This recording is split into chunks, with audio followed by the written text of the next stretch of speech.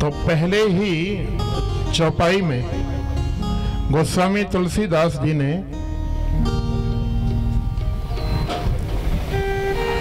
गुरु के चरणों की रज की वंदना करी। बंधुओं, एक बड़ा सुंदर श्लोक है जो लगभग सबको याद रहता है। गुरुर ब्रह्मा गुरुर विष्णु गुरुर्देव महेश्वर गुरुर साक्षात् परब्रह्म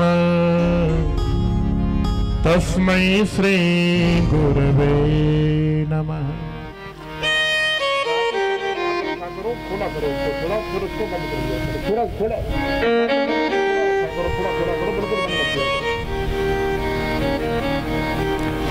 गुरुर ब्रह्मा गुरुर विष्णु गुरुर्देव महेश्वरा।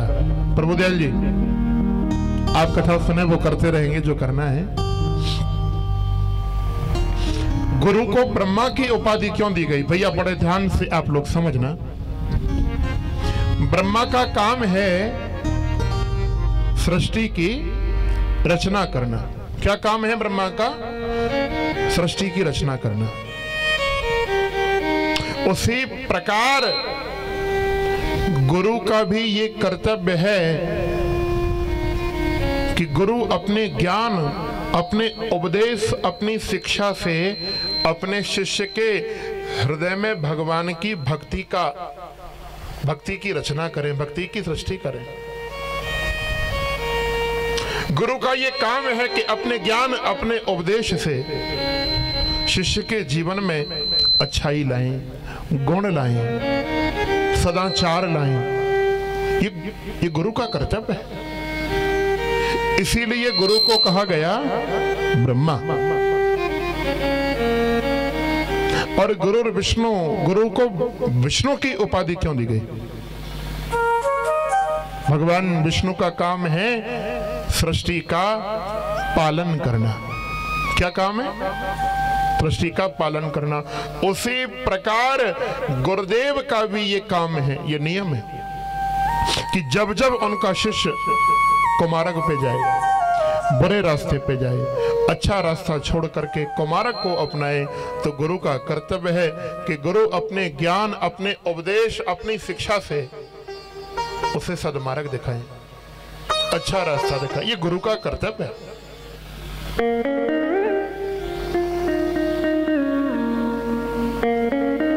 बोलो जय सिया राम। जय सिया राम। महाराष्ट्र में एक बड़े अद्भुत राजा हुए जो आज सब लोग उनसे परिचित हैं। नाम था छत्रपति शिवाजी। पता है भैया, एक बार इस शिवाजी को भी बड़ा अभिमान हो गया। शिवाजी के अंदर भी अभिमान आ गया। ये सोचने लगे कि मैं भगवान हूं, भगवान की तरह अपने आप को मानने लगे। तो शिवाजी के गुरु थे समर्थ स्वामी रामदास। बड़े ध्यान से समझना। समर्थ स्वामी रामदास आए और आकर के शिवाजी से कहने लगे, शिवा, मैंने सुना है कि तू अपने आप को भगवान मान करके बैठा है, तू अपने आप को भगवान कहता है। शिवाजी बोले गुरुदेव, आप ही तो कहते हैं।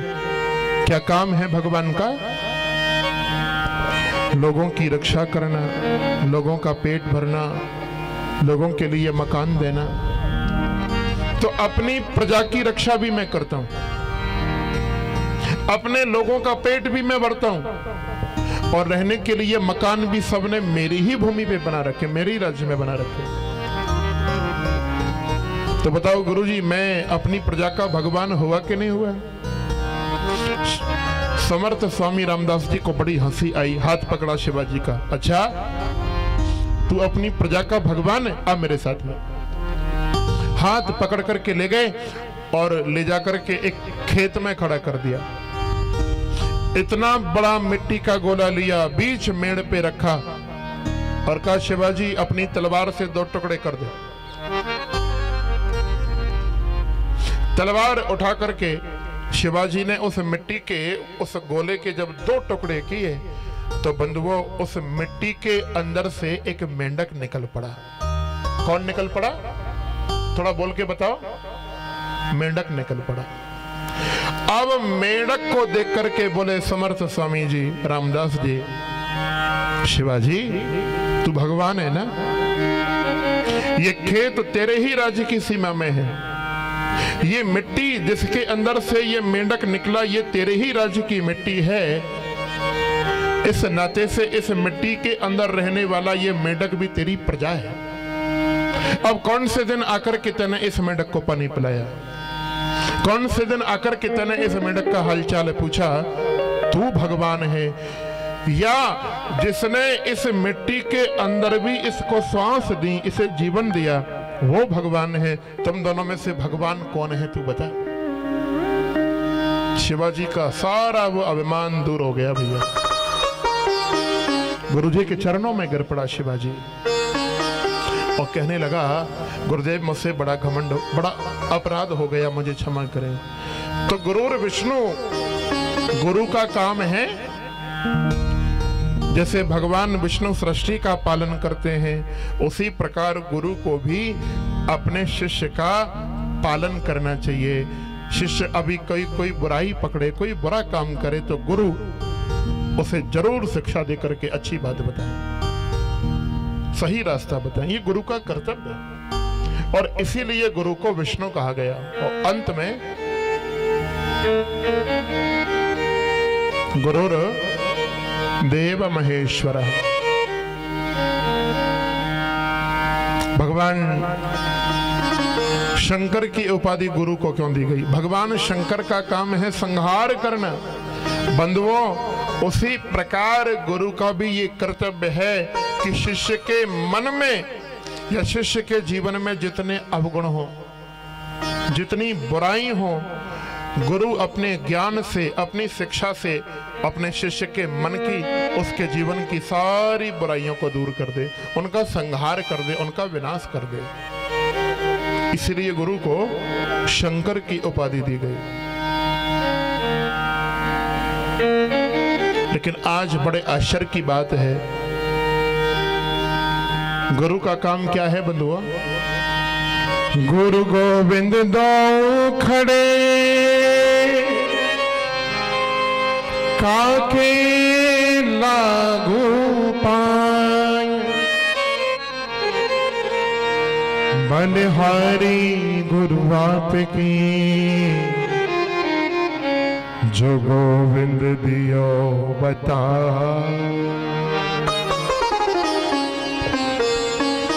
गुरु का काम है भगवान से मिलाना, ऐसा ज्ञान देना, ऐसा रास्ता दिखाना शिष्य को कि जिस मार्ग पे चल के शिष्य भगवान को पाले। लेकिन आज भगवान से नहीं मिलाते, क्या करते हैं गुरु? खुद ही भगवान बन करके बैठ जाते हैं, बोले हम ही को भगवान मानो। बड़ा गलत है भैया। हमारे व्रज में तो कहते हैं वृंदावन में कि गलियन गलियन गुरु फिरे और हम ते दीक्षा लो। गलियन गलियन गुरु फिरे, हम ते दीक्षा लो और स्वर्ग जाओ चाहे नरक जाओ पर हमें रुपया दो। ऐसे गुरु की आवश्यकता नहीं है। मैं कभी कभी कथाओं में सुनाता हूं, एक बनिया ने, वणिक ने, बड़े ध्यान से सुनना बंधुओं, अपनी कन्या का विवाह किया।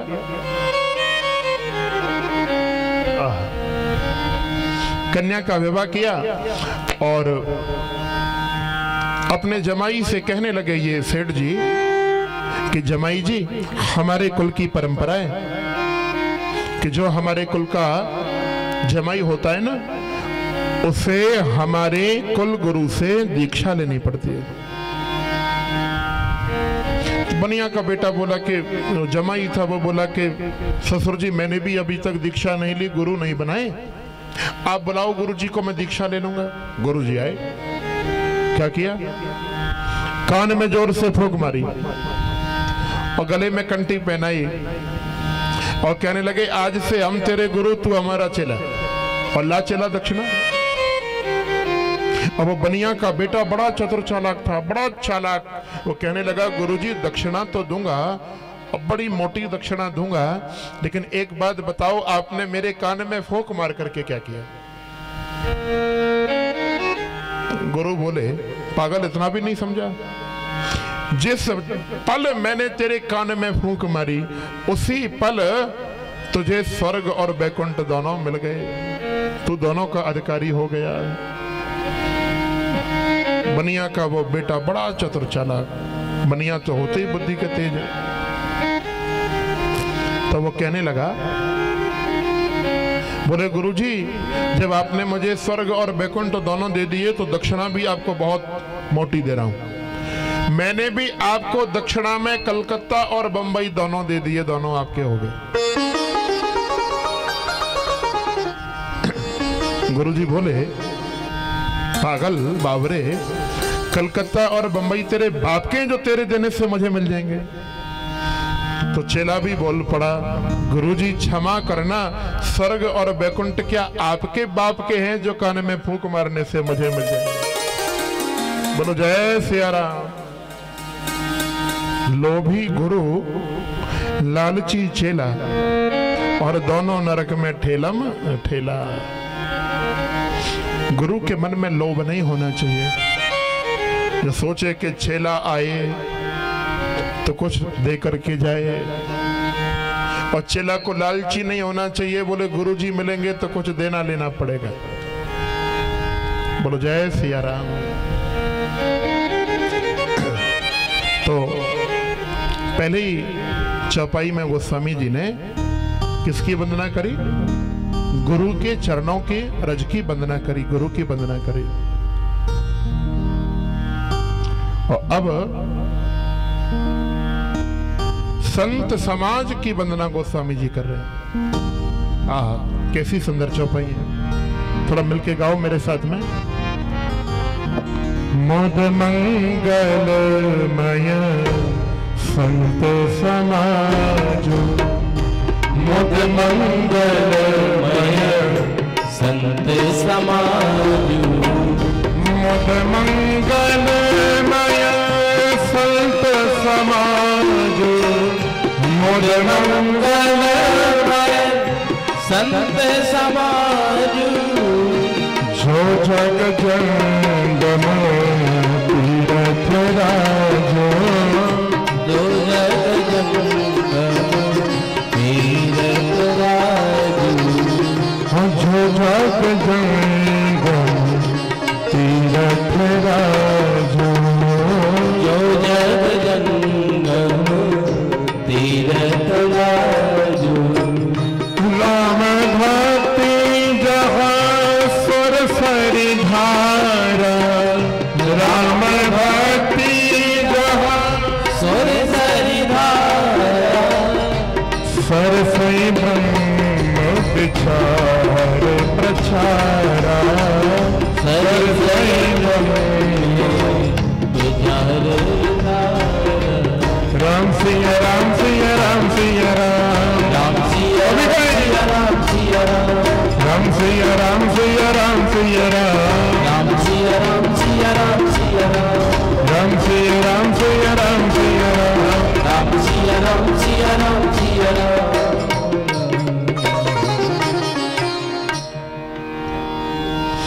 संत समाज की वंदना गोस्वामी तुलसीदास जी ने करी है। क्या कह रहे हैं गोस्वामी जी? बड़े ध्यान से समझना बंधुओं। संत समाज चलता फिरता प्रयागराज है। प्रयाग का स्नान किस किसने किया? किसी ने किया हो तो हाथ खड़ा करे, जो प्रयागराज का स्नान करके आया हो। गंगा, यमुना, सरस्वती, इन त्रिवेणी का जो संगम है उसे प्रयागराज कहते हैं। तो गोस्वामी तुलसीदास कह रहे हैं कि संत समाज चलता फिरता प्रयागराज।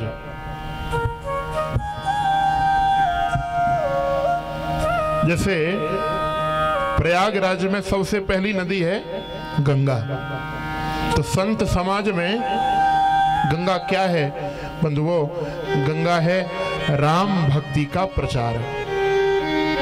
राम भक्ति ही संत समाज में गंगा का रूप है।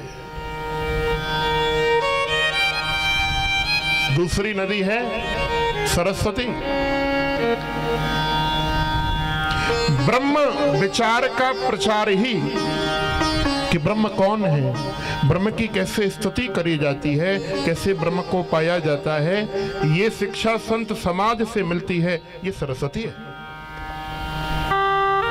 और तीसरी नदी है प्रयागराज की यमुना। यमुना कौन से रूप में विराजमान है संत समाज में? संतों के साथ में रहोगे तो शिक्षा मिलेगी, क्या करना चाहिए, क्या नहीं करना चाहिए, क्या खाना चाहिए, क्या नहीं खाना चाहिए, कहां जाना चाहिए, कहां नहीं जाना चाहिए। ये सारी शिक्षा संत समाज से मिलती है। यही बंधुओं साक्षात यमुना का रूप संत समाज में है। बोलो जय सिया राम। और थोड़ा सरल भाषा में समझाऊंगा आपको। संत किसे कहते हैं भैया? जैसे फूल होता है ना, पुष्प, पुष्प जिस हाथ से तोड़ा जाए उस हाथ को भी सुगंधित करता है, और जिस हाथ में संभाल के रखा जाए, सुरक्षित रखा जाए, उसको भी सुगंधित करता है। क्यों? क्योंकि पुष्प का काम है सुगंधी फैलाना, महकाना। उसी प्रकार बंधुओं संत का कोई सम्मान करे, कोई सत्कार करे, कोई आदर करे, संत उसको भी आशीर्वाद देते हैं। और संत को जो गालियां दे, संत का जो अपमान करे, संत उसको भी आशीर्वाद ही देते हैं। ये संत का काम है, ये साधु का काम है। सबसे पहला लक्षण है साधु का, गाली देने वाले का भी वो भलाई करते हैं, कभी बुरा नहीं करते।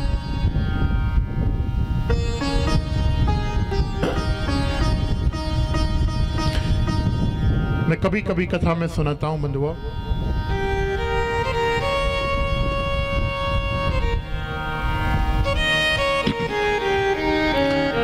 साधु की पहचान क्या है, किसे साधु कहते हैं? स्वामी विवेकानंद का नाम आप सभी लोगों ने सुना होगा। हमारे भारत के गौरव थे स्वामी विवेकानंद। और शून्य पर, जीरो पर भाषण देने के लिए गए। कहां? अमेरिका। अमेरिका का एक शहर है शिकागो। शिकागो में शून्य पर स्वामी विवेकानंद का भाषण था। ये बिल्कुल सत्य घटना है। तो बड़ी विचित्र पोशाक थी स्वामी जी की। कैसी पोशाक थी? ऊपर से लेकर के नीचे तक एक ही वस्त्र होता था और सर पे पगड़ी होती थी। अब जब रास्ते से निकल करके जा रहे थे, रोड पे चल रहे थे अमेरिका में स्वामी जी, तो एक पति पत्नी का जोड़ा बगल से निकला। वो अमेरिकन थे। अब पत्नी ने स्वामी विवेकानंद की जब वो पोशाक देखी, उस लेडीज ने, उस महिला ने, तो उस विचित्र पोशाक को देख करके मजाक बनाने लगी। मजाक बना करके अपने पति से बोली, देखो सामने से जेंटलमैन चल के आ रहा है। कौन चल के आ रहा है? जेंटलमैन चल के आ रहा है। देखो ना कैसा जेंटलमैन आ रहा है सामने से चल के। अब ये बात स्वामी जी के कान में पड़ गई। पति पत्नी तो बड़े हंसे। स्वामी जी ने रोक दिया, इधर आओ। मैं जानता हूं, मैं इस बात को जानता हूं कि तुम्हारे देश में, इस अमेरिका में, जो सूट पहने, जो बूट पहने, जो बढ़िया क्रीम लगाए, बढ़िया सेंट लगाए, भीतर से कितना भी गंदा हो, ऊपर से देखने में जो साफ लगे, उसे तुम्हारे देश में जेंटलमैन कहते हैं। लेकिन हमारे भारतवर्ष में जेंटलमैन की पहचान अलग है। विवेकानंद कह रहे हैं वो कह रहे हैं हमारे देश में जिस व्यक्ति में गुण हो, जो ईमानदार हो, जो धर्म के पथ पर चलकर के अपने जीवन को बिताता हो, जो किसी का बुरा नहीं सोचता हो, अब चाहे वो फटे कपड़े पहने या वो नए कपड़े पहने, कुर्ता धोती पहने या पैंट शर्ट पहने, जूता पहने, चप्पल पहने या नंगे पैर घूमे, उससे कोई मतलब नहीं। जो व्यक्ति ईमानदार है, जो गुणवान है, जो धर्म के पथ पर चलता है, जो सबका भला सोचता है, किसी का बुरा नहीं सोचता, विवेकानंद कह रहे हैं ऐसे व्यक्ति को हमारे देश में जेंटलमैन कहा जाता है। वो जेंटलमैन की पहचान। तुम्हारे यहाँ जेंटलमैन कपड़ों से पहचाना जाता है और हमारे यहाँ जेंटलमैन गुणों से पहचाना जाता है। बोलो जय सिया राम। अर्थ इतना ही है बंधुओं। मानो विवेकानंद जी यही बात कह रहे हैं, दाढ़ी बढ़ा लेना, बाल बढ़ा लेना, भगवा वस्त्र पहन लेना, ये सब साधु के अंग हैं, लेकिन साधु की पहचान नहीं। साधु की पहचान क्या है? जो अभी मैंने आपको बताया, साधु तो फूल की तरह होना चाहिए, जैसे फूल तोड़ने वाले हाथ को भी सुगंधित करता है और सुरक्षा करने वाले हाथ को भी सुगंधित करता है, साधु भी उसी प्रकार होना चाहिए बंधुओं। स्वागत, सम्मान, सत्कार करने वाले का भी भला करे, आशीर्वाद दे, और अगर कोई गाली दे, कोई अपमान करे तो उसका भी साधु को आशीर्वाद देकर के भला ही करना चाहिए, उसे साधु कहते हैं। बोलो जय सिया राम। इस प्रकार ये गोस्वामी तुलसीदास जी ने संत समाज की वंदना करी है।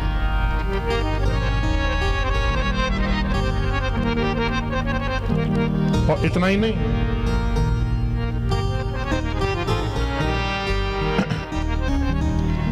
अब गोस्वामी जी ने जब संतों की वंदना करी तो संत वंदना करने के बाद में उन्होंने किसकी वंदना करी है पता है? दुष्टों की, खलों की। संतों को पूज रहे हैं तो खल और दुष्टों को कैसे छोड़ेंगे? क्या कह रहे हैं?